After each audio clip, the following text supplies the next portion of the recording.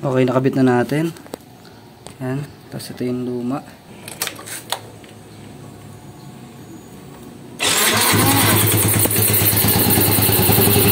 Only push start na yan. It's alive!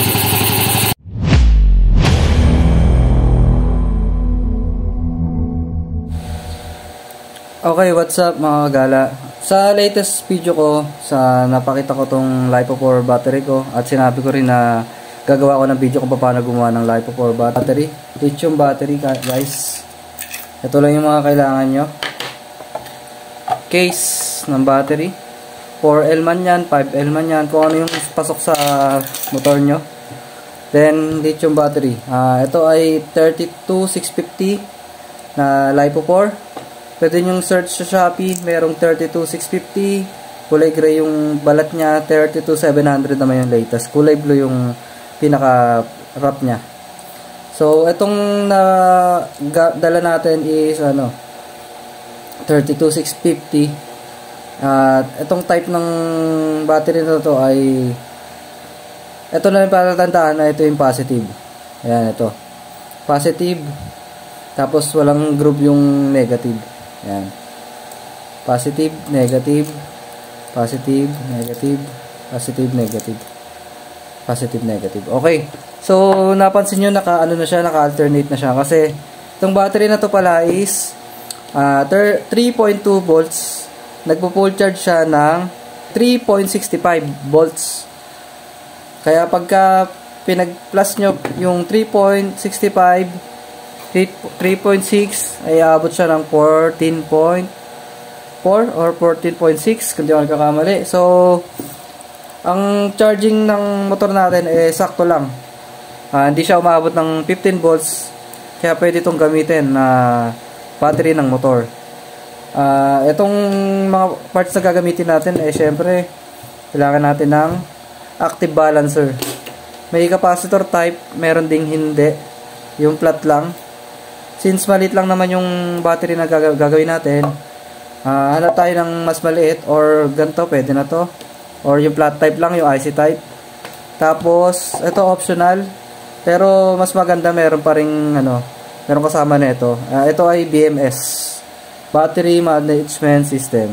Yun. Ito yung nagpro-protect kapag may short circuit sa motor natin. Halimbawa, nakakabit to sa motor natin, itong battery na ginawa natin. Kapag nagwa-wiring tayo, kung magkaroon man ng short circuit, hindi masisira, hindi madadama yung battery natin. Okay? Ipo-protect lang ng BMS. Sa yung trabaho niya. So, ang active balancer naman, ang trabaho nito ay from the word itself, balancer, active balancer. Siya yung nagbabalance. Kasi kailangan balance sila. Kasi kung may maiwan man dyan na volts, magiging unstable na yung charging niya, kaya yung state of charge niya. Minsan madaling ma-full charge, minsan mabilis ma-lowbat. Yun. Sa sign na sira yung active balancer or hindi balance yung mga battery nyo. Okay, so itong battery na to, na-capacity test ko na. Range siya ng 5.2 or 5.3 milliamp hour. Ayan.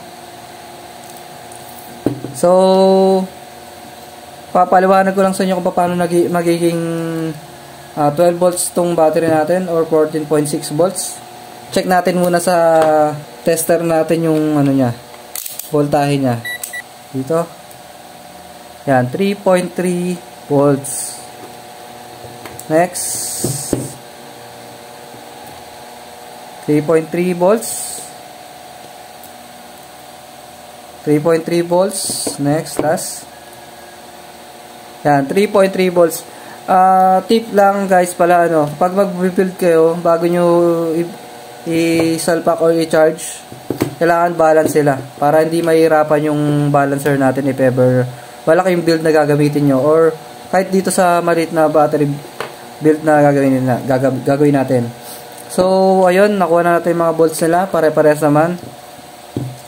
Siyempre pala, hindi pala mawawala yung natin. Tabbing wire. So, tabbing wire, search nyo sa Shopee or Lazada, meron yan, tabbing wire. Tuturo ko muna pala kung paano siya, nagiging 12 volts or magme-main siya na 3 volts. Mayroon tinatawag na series at parallel. Ang gagamitin nating method is series para tumaas yung volts. Parallel naman kapag gusto mong pataasin yung amperahe ng battery mo.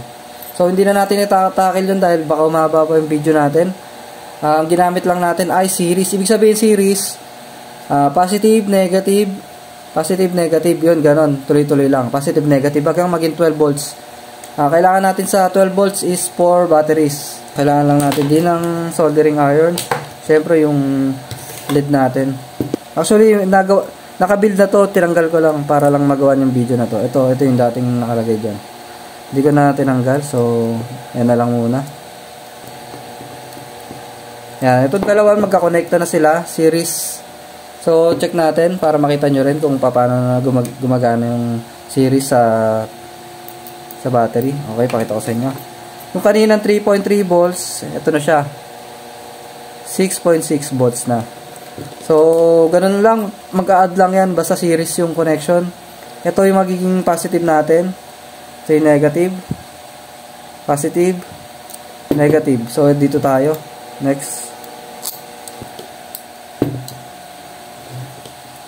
Ayan. So, ano na siya?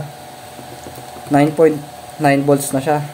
Kasi, 3 series na siya. Nag-add na yung 3.3 volts. Ayan. Para makita natin kung totoo yung nag-add na sila. Check ulit natin. Ayan o. Positive, negative. Positive, negative. Positive, negative. So, ito. Ayan. Huwag din kayo malilito guys. Ano lang. Ayan. 9.9 volts. Yun. Panoorin nyo lang maigi yung video para hindi kayo malito. Ulitin ko. Positive, negative, positive, negative, positive, negative. So, dito na tayo. Yung positive naman. Ito yung last natin, diba? Positive, negative. So, ito na tayo. Sa last. Ito na, positive. From positive, negative, negative, positive. Okay, ito na yung gamitin natin. Ayan, para maintindihan yung maayos at walang maliligaw. Yung nut na to ay 7mm nga pala. Para may panghigpit kayo na maipe-prepare. So ito na siya. Ito na yung positive at negative niya. Positive, negative, positive, negative, positive, negative, positive, negative. So, ito na siya. Ito na, check natin. Positive at negative. Yan. Yan na siya. 13 volts. So, ang floating volts ng LiPo4 is 13.2 hanggang 13.4. Yan. So, pag chinarge siya, ibig sabihin, pag chinarge siya ng full charge, 14.6, bababa pa siya, magpo-float pa siya. So, bababa siya ng 13.4 hanggang 13.2. At normal lang yon guys. Next, ang gagamitin natin active balancer is ito lang. Malit lang. Check muna natin sa case. Yan. So, maluwag-luwag kasi ayun o, maluwag-luwag siya. Pag nilagay pa natin to, ibig sabihin may space pa to. Pag nahambit natin. Yan. Okay. Next natin is ihihinang na natin yung active balancer. Guys, nga pala, hindi ko lalagyan ng BMS ngayon kasi wala pala yung yung mga connector ko. Yan. So, pinakita ko lang din para may idea kayo kung ano yung trabaho ng BMS. Mas maganda pag may BMS para, ayun nga sinabi ko kanina, para ma-protect yung battery nyo in case mag-short circuit yung system ng motor nyo. Saka saka pwede to pala sa sa mga full wave na motor. Kasi ipo-protect lang hanggang 14.6 lang ni BMS i-charge. Kung mag-overcharge yung motor nyo, hindi makaka-apekto sa battery kasi ipo-protect lang ni BMS. So, itong gagamitin natin is for stock battery system, charging system lang. So hindi pwede siya sa mga full wave. Sa stock lang, stock charging lang. So ito yung ano niya, mga wire niya. May number siya nakalagay. 1 2 3 4. Tapos 5 wires siya. Ibig sabihin na nandito, kung makikita natin dito, ayun, may negative. Ito, may negative. Yung pinakailalim. Pag ganun yan, hanggang main positive. So, ito na, gawin lang natin para makita nyo. Ang wire naman na gagamitin pala natin guys, is ano lang, manipis lang to eh. Kung di ako nagkakamali, 18 AWG. Dodobling ko na lang para lang sa video na to.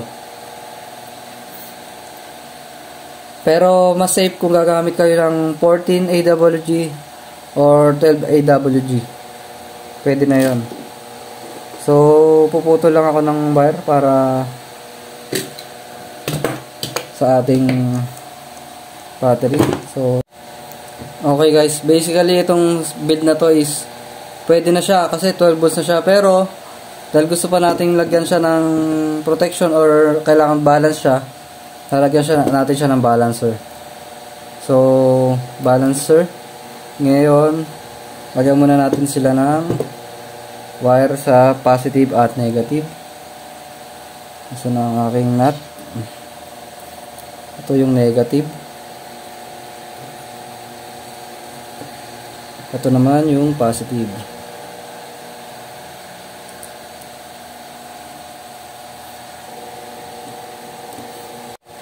Ayan, so ito na. Hanapan muna natin yung magandang pwesto yung balancer. Ayan, kasyang-kasya pa rin. So, okay lang. May double-sided tape na to eh.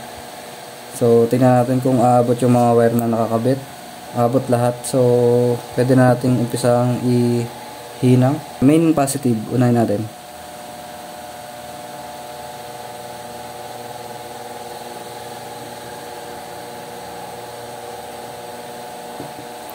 Yan, so next positive.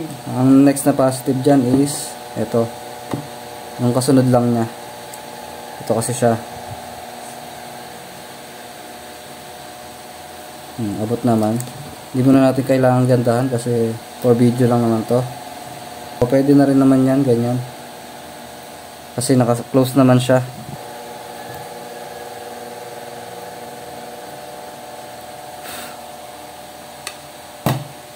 So, next, ano lang, sundan lang natin yung ano niya.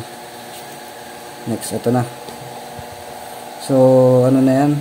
Pangatlo na, no? Check natin. Okay, pangatlo na. Ano siya? Lagyan natin yung pagdidikitan.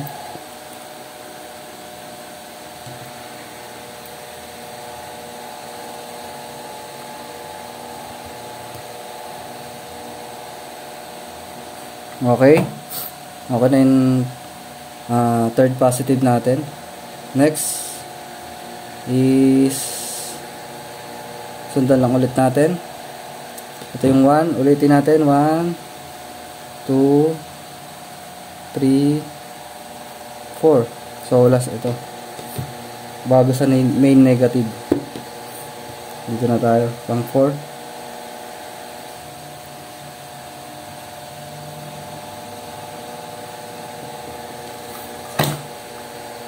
Next, yung may negative natin. So, ito na yun. Itong main negative.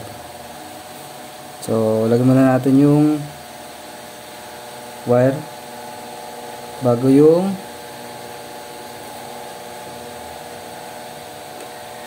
ito meron naman na.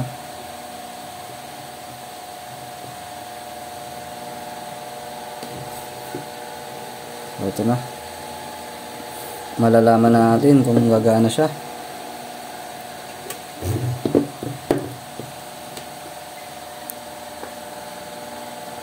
Yan, wilaw na. Kitang kita, walang daya. Yan, umilaw na. Ibig sabihin gumagana na siya.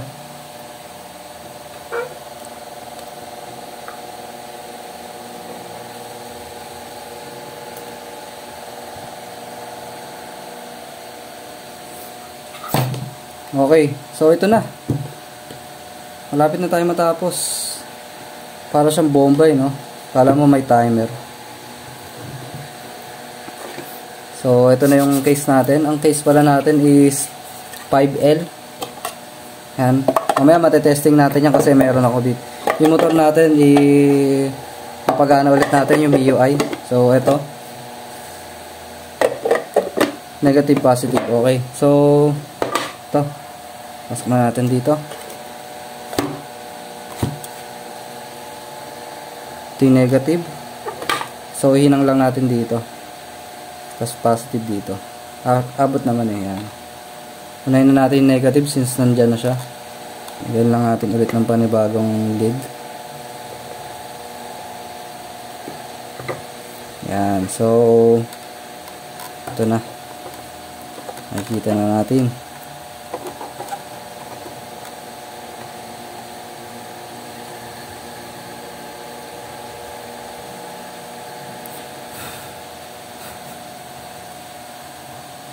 Yan na siya. Negative, nakakabit na. Next is positive. Yan, double check kung tama. Tama naman. Positive. Lagyan ulit natin muna ng bago.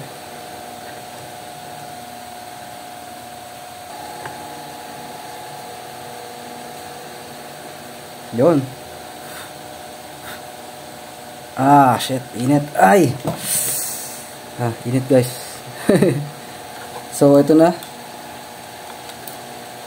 Baluktutin natin. So, ito kahit hindi ko muna didikitan eh. Testing muna natin dito.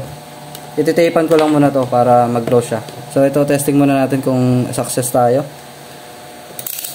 Positive. Negative. Yun! Ay, di pala kita. Isa pa. Positive. Negative. Yun. 13.23. Yun. Success tayo guys. So, pwede na natin tong seal muna. Tape muna gagamitin ko para ma-testing lang. Wala pa yung pandikit ko eh.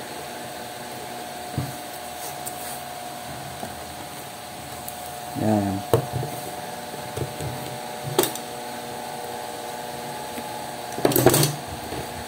Yan. So, ito na guys. Pwede na. So, testing na natin. Tara. So, ito na siya guys. Ito yung ginawa natin. No? Tapos, dito natin isasalpak sa M3 natin. So, start muna natin. Testing muna natin kung gumagana. Lowbat kasi siya eh. Yan. Para makita natin na gagana talaga mag-i-start. Isa pa.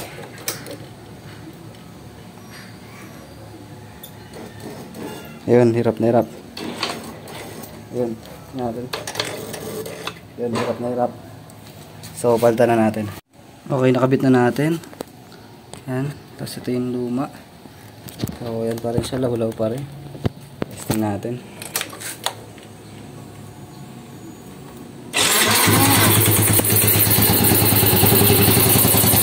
Yan, one start, one click lang. Yan. Yan. So, isa pa. Para maganda.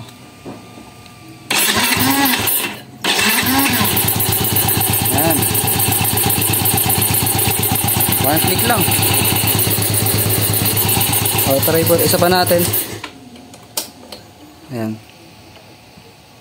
Yan. So, push-start natin. Only push start na yan.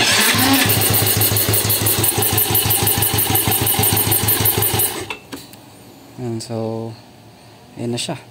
Success tayo. Isa pa.